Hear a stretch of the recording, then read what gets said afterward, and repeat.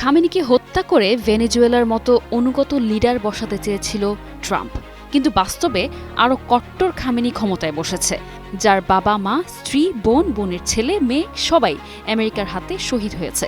Trump ভেবেছিল খামেনিকে আর top military লিডারশিপকে মেরে ফেলতে পারলেই ইরান আত্মসমর্পণ করবে, 12 দিনের যুদ্ধের মতো দ্রুত বিজয় পাবে, কিন্তু বাস্তবে তার উল্টো। 3 সপ্তাহের মাথায় ইরান এখনও আলোচনায় বসার প্রস্তাবেই পাত্তা দিচ্ছে না। ট্রাম্প আর নেতানিয়াহু আশা করেছিল ইরানের সরকার বিরোধীরা দলে দলে রাস্তায় নেমে আসবে। উল্টো আক্রমণের ফলে ইরানিদের কাছে অভ্যন্তরীণ বিরোধিতার চেয়ে জাতীয়তাবাদী বড় হয়ে উঠেছে। সরকার বিরোধীদের অনেকে এখন আমেরিকার বিরুদ্ধেই মিছিল করছে। নগদ নিয়ে এলো হার না মানা হার অফার। সর্বনিম্ন 10,000 টাকা রেমিটেন্স নগদে পাঠালে থাকছে স্বর্ণের হার জেতার সুযোগ। ইসরায়েল ইরান যুদ্ধ এমন এক বিপজ্জনক ধাপে প্রবেশ করতে পারে যা সংঘাতকে দীর্ঘ যুদ্ধে টেনে নিয়ে যেতে পারে বলে মনে করছেন বিশ্লেষকেরা। তাদের মতে যুদ্ধ দ্রুত শেষ হবে এমন ধারণা ভুল প্রমাণিত হয়েছে, বরং ইরান তুলনামূলক হিসাবি ও ধাপে ধাপে চাপ তৈরির কৌশল নিয়ে এগোচ্ছে।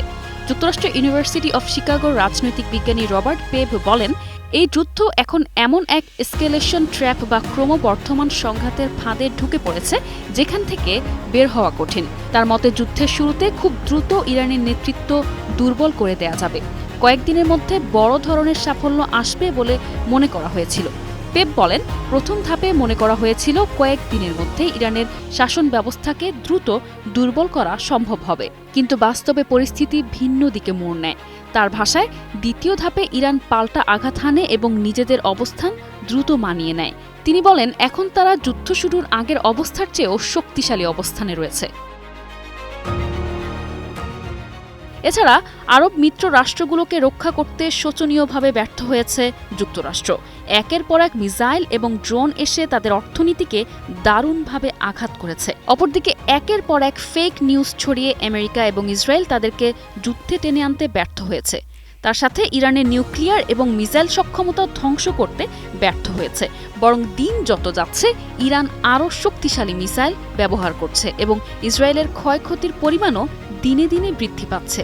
এখন পর্যন্ত অন্তত 3 বার ট্রাম্প ইরানের প্রতিশোধ সক্ষমতা পুরোপুরি ধ্বংস করার দাবি করে একতরফাভাবে জয় লাভ করার ঘোষণা দিয়েছে। যুদ্ধ শেষ হয়ে গেছেও একাধিকবার জানিয়েছে। তারপরেও যুদ্ধ শেষ করতে না পেরে এখন হরমুজের স্বার্থ আছে এমন দেশগুলোর সাহায্য আহ্বান করছে। নিশা আলম, নিউজ ডেস্ক, 21 টেলিভিশন।